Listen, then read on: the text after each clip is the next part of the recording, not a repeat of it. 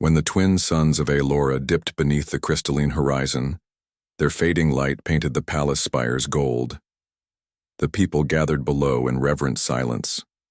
Tonight, their princess was to be wed, to the alien commander who had saved their world. Princess Lira stood on the marble balcony, her silver gown flowing like moonlit water, her sapphire eyes fixed on the stars. The palace musicians played softly, yet her heart felt distant. The people called her blessed. She only felt bound. The commander, Zizilan of the Orion Vanguard, had ended the war that nearly erased her kingdom. His people, tall and radiant, walked with the air of gods. Yet, when he stood beside her, Lira felt a hollow echo. His touch was kind, but cold. His gaze respectful, but unreadable. He spoke of treaties and future empires, not dreams or laughter. Lira's heart ached for something nameless, until she met the human prisoner. He was discovered among the ruins weeks before the ceremony, scarred, quiet, with eyes like storms. The guards called him the Stray, a human soldier left behind after Earth's fleets had vanished. His name was Ethan. The first time Lira saw him, he was repairing a damaged drone in the palace courtyard. His hands were rough but gentle, moving with purpose. When he looked up, their eyes met, and for a heartbeat everything else faded. Lira had seen countless faces, but Ethan's gaze carried warmth she had forgotten existed. Not reverence, not calculation, just understanding. That night she found herself wandering again to the courtyard, drawn by something she couldn't explain. He stood there, working under the faint glow of the moons. She spoke before she could stop herself. "You fix machines as if they're alive." He smiled faintly. "Sometimes, princess, things only need someone to believe they can still work." His words struck her deeper than she expected. She stayed longer than she should have, asking questions, listening to stories of a blue planet far away, where oceans roared and winds carried the scent of rain. He spoke not of conquest, but of home, of people who fell and rose again. Days turned into nights and nights into secret meetings. She would bring him food and he would tell her of Earth's sunsets. Each story filled a hollow in her heart, but shadows gathered around them. The royal advisor, Siren, began to suspect. "Your Highness," she whispered one evening, "the alien commander has noticed your absence. You must not wander. This man, this human, could be dangerous." Lira wanted to protest, but the truth frightened her too. She had begun to feel, truly feel, for someone who was never meant to belong in her world. The night before the wedding, the palace glimmered with golden banners. Lira stood before her mirror, the crown heavy upon her brow. She saw not a princess of peace, but a woman drowning in duty. Ethan was to be exiled at dawn. The order had already been signed. Her heart thundered as she slipped away through hidden halls, the wedding music echoing faintly behind her. The guards were distracted by the ceremony preparations. She found Ethan in the lower courtyard, surrounded by silence. He looked up at her with that same calm strength. "You shouldn't be here," he said softly. "I couldn't let you leave without saying goodbye," she whispered. "You saved my heart, even when I didn't know it was broken." For a long moment, neither spoke. The stars shimmered above them, endless and silent. Then Ethan said, "You were never meant to be caged by their peace, Lira. You were meant to choose your own sky." Tears filled her eyes. "And if my sky is you?" He hesitated, then stepped closer, his voice a whisper. "Then maybe this universe isn't as cold as I thought." And in that breath, under the watching stars, she knew her true husband was never alien. He was human. The dawn that followed was cruelly beautiful. 2 suns rose over the palace walls, painting the gardens in gold and crimson. The day of the royal wedding had come. Trumpets echoed through the marble halls. The air was heavy with incense, music, and whispers of glory. But beneath all the grandeur, Princess Lira's heart was breaking. She sat before her dressing mirror, her reflection framed by attendants and glowing silks. Her silver veil shimmered like frost, and her crown gleamed with gems mined from distant moons. To her people, she was a vision of peace. To herself, she was a prisoner of ceremony. "Your Highness," Siren murmured, fastening the last clasp on her gown. "You must be calm.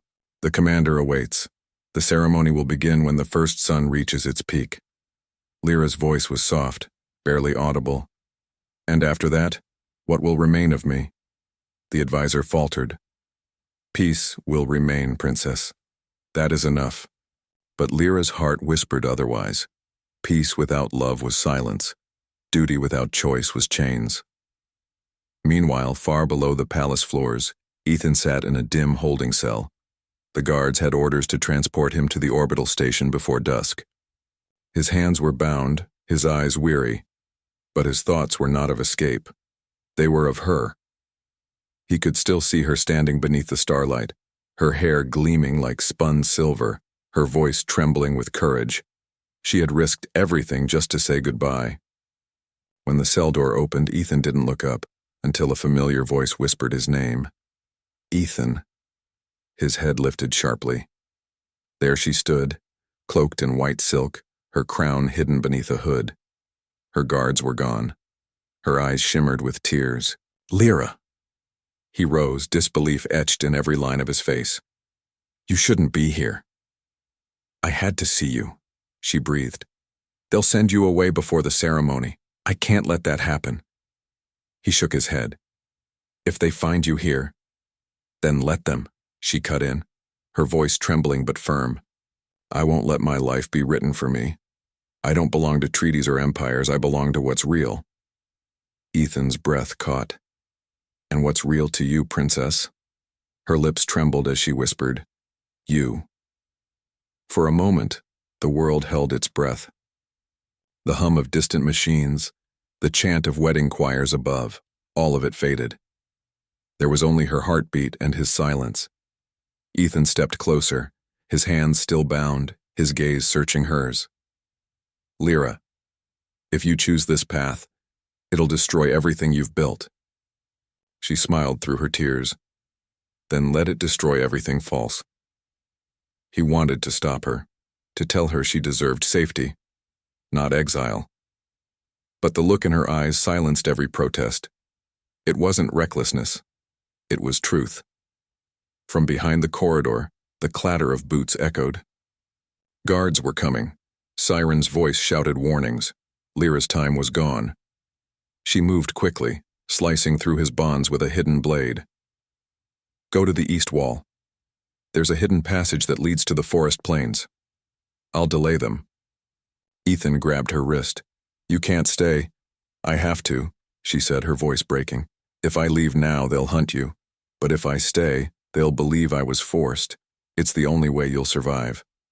His eyes filled with fire and grief. "Lira," she smiled, trembling. "When you see the sky again, think of me." And before he could speak, she pressed her hand to his cheek, gentle, fleeting, and then pushed him toward the shadows. The next instant, the corridor filled with soldiers. They seized her arms, shouting accusations. Lira stood tall, her face calm. Commander Xylan appeared among them, his expression unreadable. "Princess," he said slowly, "you've disgraced yourself." She met his cold gaze without fear. "Perhaps, but at least I've done something human." The commander's jaw tightened. "Lock her in her chambers until the ceremony, and find the human." As Ethan fled into the rising dawn, his heart burned with two truths. He had escaped, but he had left behind the only light that made freedom worth having. The palace bells tolled across the kingdom as the suns reached their zenith. The great wedding of Elora was about to begin. Crowds filled the marble plazas, banners rippled in the wind, and the air thrummed with the songs of victory. But within the highest tower, a locked chamber stood silent. Princess Lira sat by the window, her wrists still bruised from the guard's grip. Beyond the crystal glass, the world celebrated her union, a peace written in golden ink but sealed with her tears. The heavy doors opened. Siren entered quietly, her face pale. "They're waiting, Princess. The commander insists the ceremony must proceed." Lira turned to her, her voice calm but trembling. Tell me, Siren, do you think peace born from cages can last? The advisor's eyes softened. You have a kingdom depending on you. And what of my soul? Lira whispered. Does that not belong to this world too? Siren looked away. For years she had served the throne, believing in duty above all. But seeing Lira, fragile yet unbroken, something inside her wavered. Meanwhile, far beyond the palace walls, Ethan ran through the wind-carved plains. The suns burned above and the horizon stretched endlessly. Every breath felt heavier, not from exhaustion, but from guilt. He had escaped, but she hadn't. His instincts screamed to keep running. Yet every step away from the palace felt like betrayal.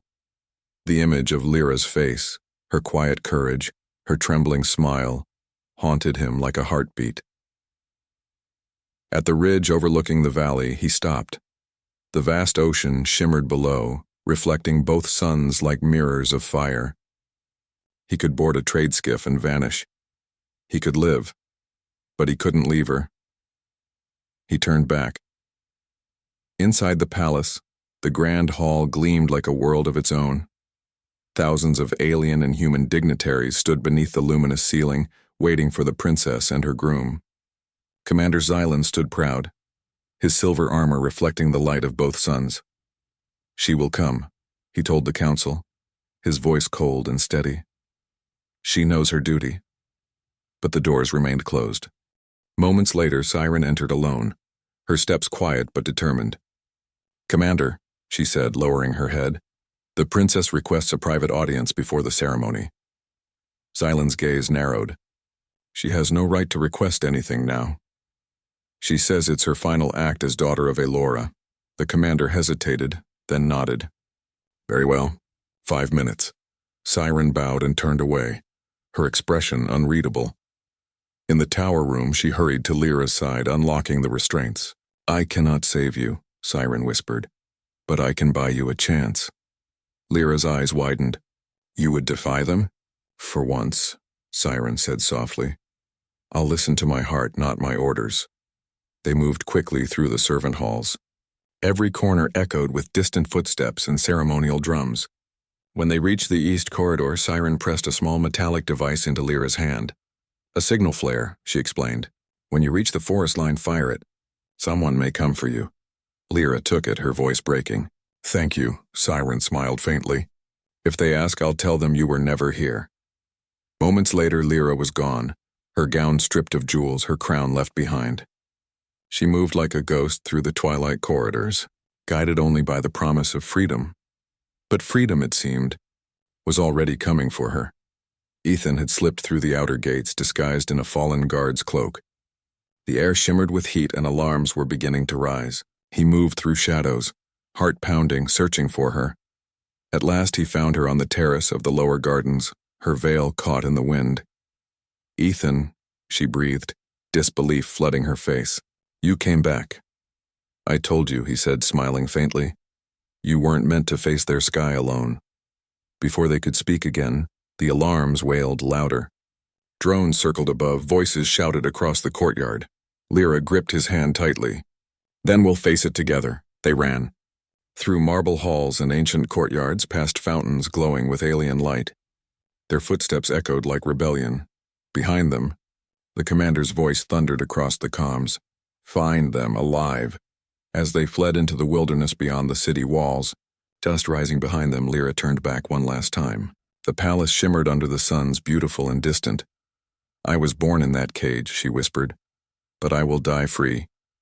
Ethan squeezed her hand. Not today, princess. Not while I'm still human.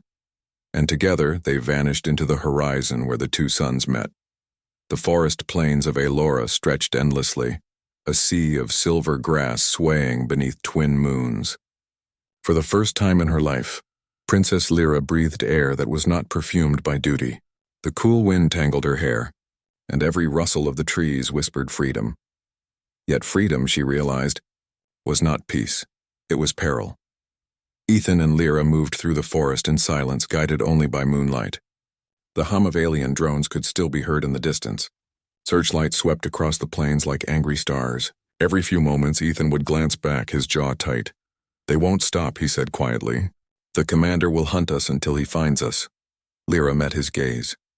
"Then let's make sure he never does." He smiled faintly, though the weight in his eyes never left. "You talk like a soldier." She shook her head. "No, I talk like someone who finally knows what she wants." They rested by a stream at dawn. Lira knelt to drink, the water cool and bright. She caught her reflection. Her once perfect hair now tangled, her dress torn, her crown gone. Yet for the first time she saw herself as real. Ethan watched her quietly. "You don't look like a princess anymore," he said with a small grin. "Good," she whispered. "Maybe I was never meant to." For a while they sat together in silence. Birds sang from the high branches. The suns rose through drifting mist. It was a peace too fragile to last. By afternoon they reached the edge of an abandoned mining outpost, ruins left from the war. Ethan led her into a half-collapsed shelter, where metal beams and shattered glass glimmered faintly in the sun. "This place is off the patrol grid," he explained. "We'll rest here until night." Lira traced her fingers along a wall etched with old human markings. "Did you fight here?" He nodded. "We all did. I lost my unit nearby. When the ceasefire was signed, most of us were taken off-world. I stayed behind to help rebuild. Until they captured you," she murmured. "Until they feared what I represented," he corrected. "Humans remind them that peace can be earned, not forced." She looked at him, her heart tightening. "You speak like someone who still believes in hope." He smiled softly. "Maybe because I found mine again." Their eyes met, quiet, fragile, electric. But before the silence could deepen, the distant whine of engines cut through the air. A bright flash swept across the horizon. "Drones! They've found our trail," Ethan said sharply. "We need to move." He reached for her hand, but she stopped him. "No, Ethan, listen." Her voice trembled, but her gaze was clear. "They're after you. If you keep running, they'll follow forever. Let me face them. I can still make them believe you forced me." He turned on her, eyes burning. "I won't let you throw yourself away for me, and I won't let you die for me." She cried. "You're human, Ethan. You've already done the impossible. You made me believe again. But I won't lose you because of my crown." He stepped closer, lowering his voice. "You think your life doesn't matter because it's trapped in gold, but you're wrong. You matter because you chose. Don't let them take that away." She hesitated, her breath trembling. "Then what do we do?" "We stop running." That night the two stood at the cliff overlooking the valley. The stars shimmered like promises. Ethan had rigged the old mining beacon to broadcast a false signal, one that would lure the commander's fleet miles away. "It'll buy us a few hours," he said. "Maybe enough to find the underground tunnels." As they prepared to leave, Lira looked at him, dust-streaked, tired, yet steady as the earth. "Why did you come back for me, Ethan? You could have escaped." He turned, the firelight glinting in his eyes. "Because when I saw you in that tower, I realized something. I'd been fighting for Earth, for soldiers, for causes, but none of it meant anything until I fought for you." Her breath caught. "You make it sound like I'm worth a war." He smiled sadly. "No, Lira, you're worth ending one." A single tear traced down her cheek. "And what if the stars don't want us to win?" "Then we'll write new stars," he said simply. For a moment, neither spoke. The wind carried the hum of far-off engines, but all she could hear was the sound of his heartbeat. Then, from across the valley, a flare of light split the sky. The commander's fleet had arrived. Ethan's hand brushed hers. "Ready?" Lira nodded, her voice steady now. "For the first time in my life." And as the twin moons rose over the battlefield of their fate, the runaway princess and the last human soldier disappeared into the night, together, against the Empire. The mountains of Lira loomed like sleeping giants, their peaks shrouded in mist and firelight. The forest behind Lira and Ethan now burned with the echoes of pursuit. Drones slicing through the air, soldiers sweeping through the plains like shadows. But ahead, through the narrow ravine, lay their final chance. The ancient tunnels once built by humans long before the war. They ran through the rocky path, every breath a struggle. The sky above them flashed with searchlights and thunder. Yet even in that chaos, Ethan's hand never left hers. When they finally stumbled into the mouth of the tunnel, darkness swallowed them whole. Only their breaths broke the silence. Ethan knelt, pulling out a faintly glowing wrist device. "We've got maybe 10 minutes before they scan this place. After that, they'll find us," Lira finished. He nodded grimly. "I'll rewire the beacon to send a false energy signal north. It might confuse them long enough for us to reach the coast." Lira knelt beside him, watching the faint blue light flicker across his face. She didn't understand the machine, but she understood him. The quiet determination, the patience, the pain behind every calm word. "You've been fighting your whole life," she said softly. He gave a small smile. "And you've been kept from fighting yours." Her lips parted, but before she could reply, a sudden tremor shook the earth. From above, the whine of an orbital cruiser grew louder. "They're here," Ethan muttered, his voice tense. He switched off the beacon, grabbed her hand, and pulled her deeper into the tunnels. The stone walls narrowed, their footsteps echoing like heartbeats. Behind them, a metallic roar filled the cavern. "A drone had found the entrance. Keep running!" he shouted. They sprinted through the twisting passages, light flashing behind them. Sparks rained down as blaster fire seared the walls. Ethan turned, fired a salvaged pulse weapon, and hit the ceiling supports. Rocks tumbled, sealing the path behind them in a cloud of dust and smoke. Lira coughed, gripping his arm. "Ethan, are you hurt?" He wiped the soot from his face. "I've been worse." She managed a trembling smile. "You sound like a hero." "I'm just human," he said, his tone soft. "That's all I ever wanted to be." For a time they walked in silence, guided only by the dim glow of his wrist light. The tunnel sloped downward into an old transport chamber, rusted rails, broken consoles, and forgotten human relics from the war. Lira ran her fingers along a faded emblem, two hands clasped beneath a rising star. "Your people built this," Ethan nodded. "We believed we could build peace out of ashes." She turned to him. "And now?" He looked at her, eyes filled with something unspoken. "Now I believe peace isn't built, it's found." The moment stretched between them, quiet, fragile, alive. Then a voice echoed through the comm system above, cold and amplified.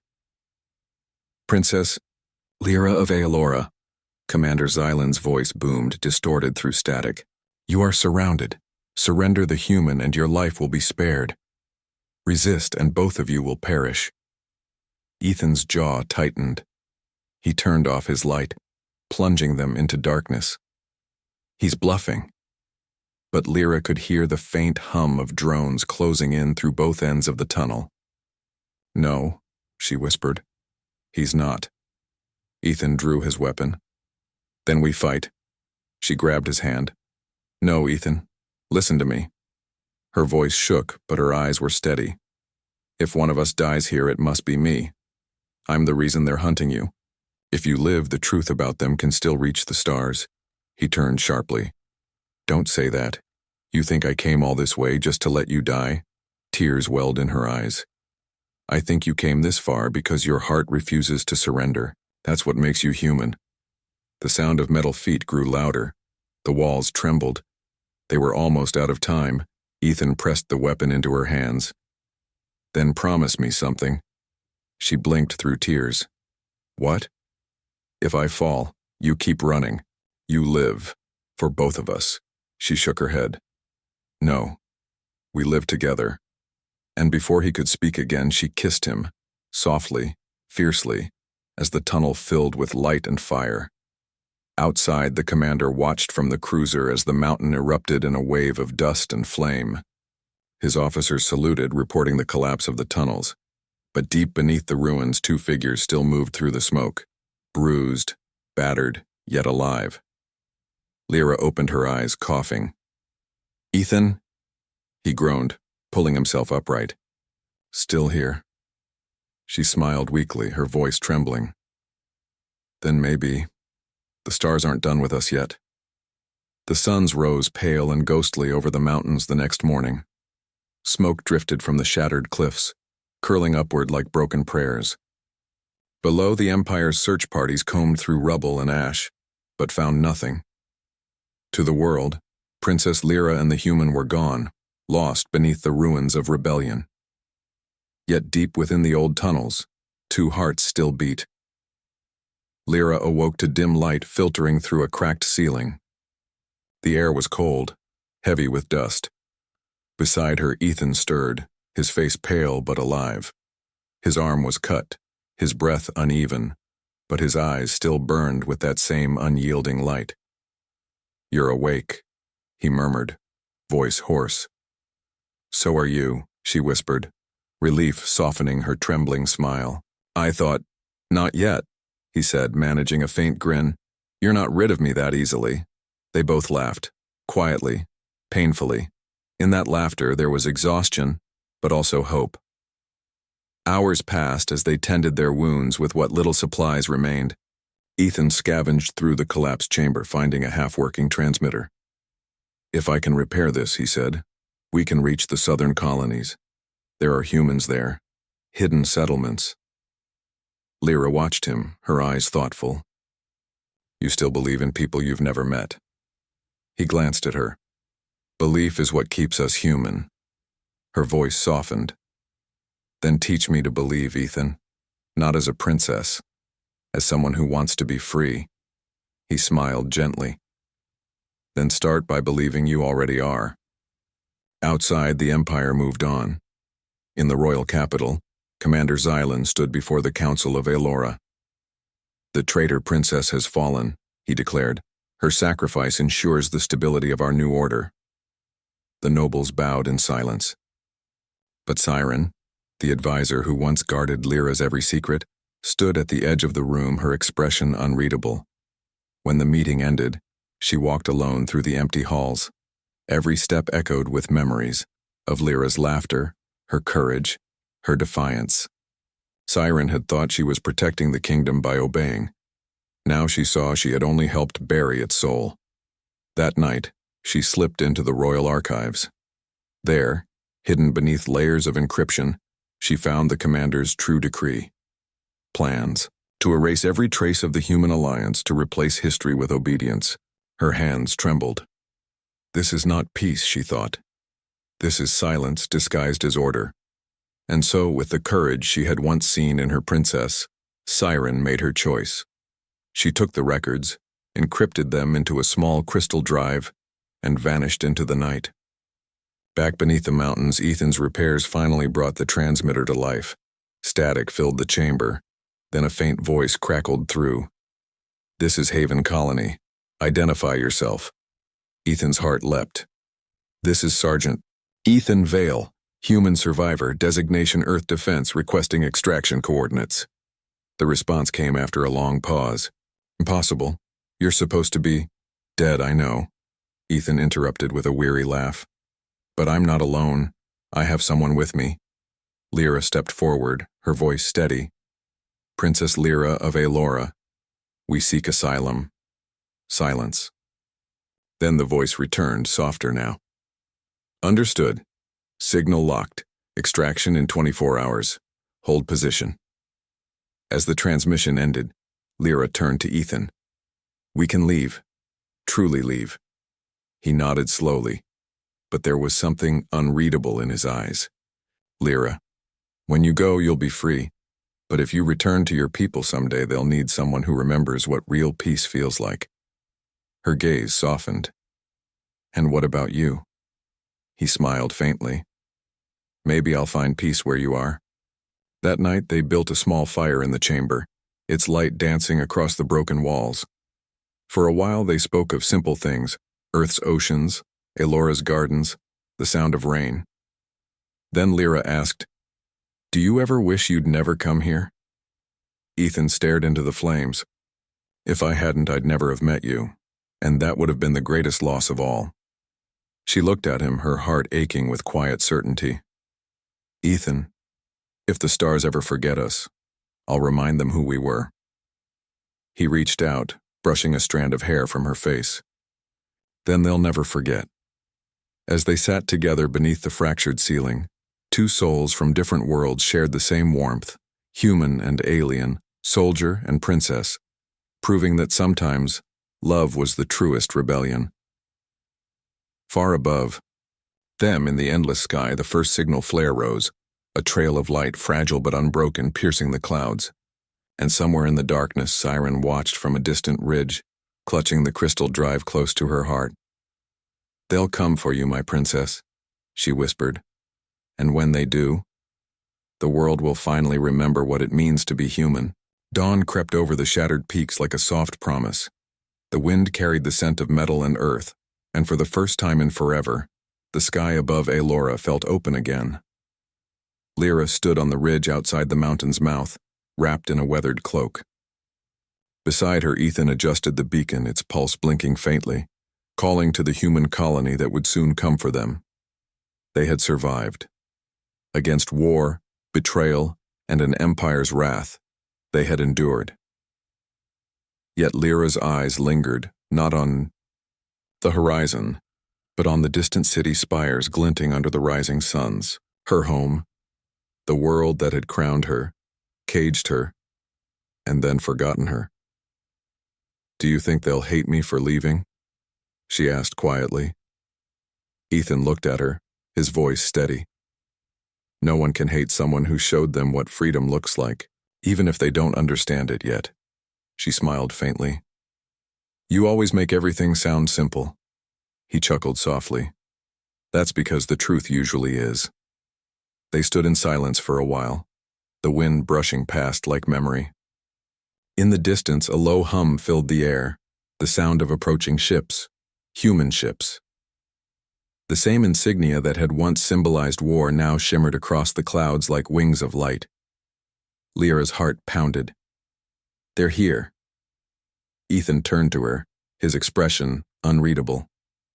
Once we leave this world, there's no going back. No crowns, no titles, just life. Are you sure? She took his hand. For once, I am. But before they could move toward the landing site, the earth trembled beneath their feet. A shadow streaked across the sky, a single alien cruiser descending fast. Lyra's breath caught. Silent. Ethan pulled her behind a rocky outcrop as the ship landed nearby, engines roaring. The commander emerged in gleaming armor, his expression cold and unyielding. Princess, he called out, his voice echoing across the ridge. You've run far enough. Lira stepped forward, her cloak whipping in the wind. I'm not your prisoner anymore, Xylan.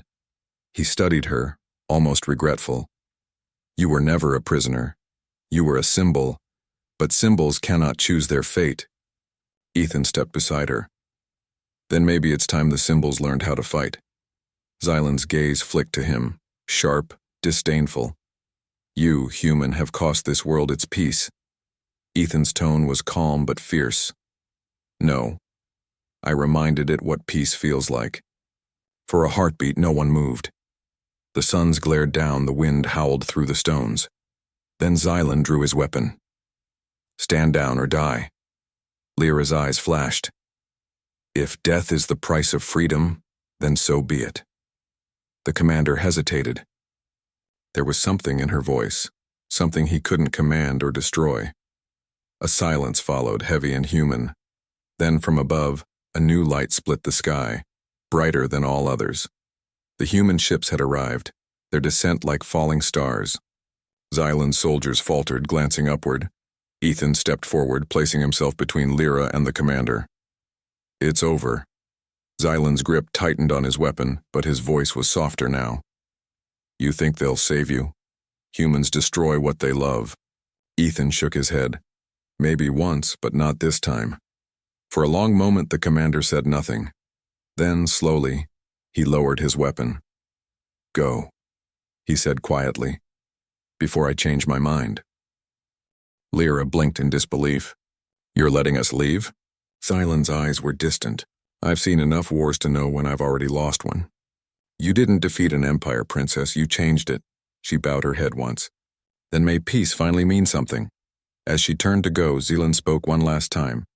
Princess, tell your people that even the stars envy those who dare to love. Lyra's throat tightened. I will. Minutes later, the human shuttle touched down on the ridge.